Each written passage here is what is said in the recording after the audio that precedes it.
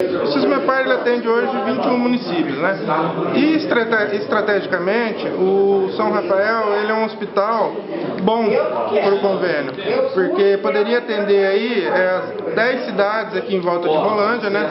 É um hospital terciário que tem uma bela estrutura, né? Então a gente está aí disposto a ajudar, a participar e arrumar uma solução para que esse hospital possa voltar a atender 100% da sua capacidade, né?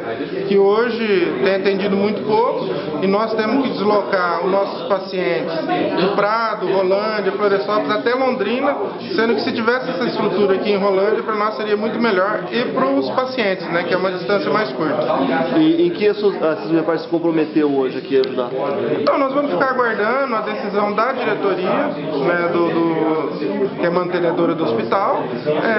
Assim que ele se posicionar, nós estamos à disposição aí para ver o que a gente pode fazer. Vocês falaram da possibilidade de uma pessoa da SISMEPAR assumir a gerência do hospital, para ajudar a fazer essa questão administrativa. Não seria nem a gerência, ela é uma pessoa que ela tem conhecimento na área de saúde, de gestão principalmente, de projetos, programas. Então ela poderia estar vindo, né, com esse conhecimento junto com as equipes do SISMEPAR, como departamento de compra, jurídico, né, para poder primeiro levantar qual é o problema que está acontecendo, o porquê desse déficit, né?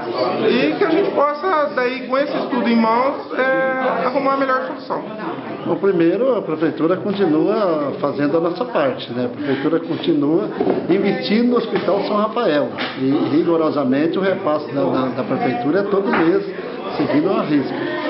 Nessa reunião, ficou assim definido que vai ter uma reunião amanhã da diretoria do Hospital São Rafael e nessa reunião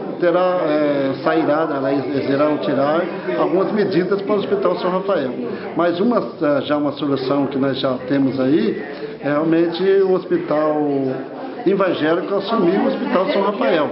Essa é uma saída, né? A outra é o SISMEPAR assumir o Hospital São Rafael. Então tem duas hipóteses aí, três hipóteses, aliás. Ou a nova diretoria assumir o Hospital São Rafael e continuar tocando o hospital, ou o Evangélico assumir o Hospital São Rafael, ou se não o SISMEPAR. Quer dizer, está bem encaminhada a coisa, só que precisa ter uma definição definitivamente. E ainda nós não temos essa definição. Mas, quanto Prefeitura, nós vamos continuar fazendo a nossa parte, né? Fazendo tudo que for possível.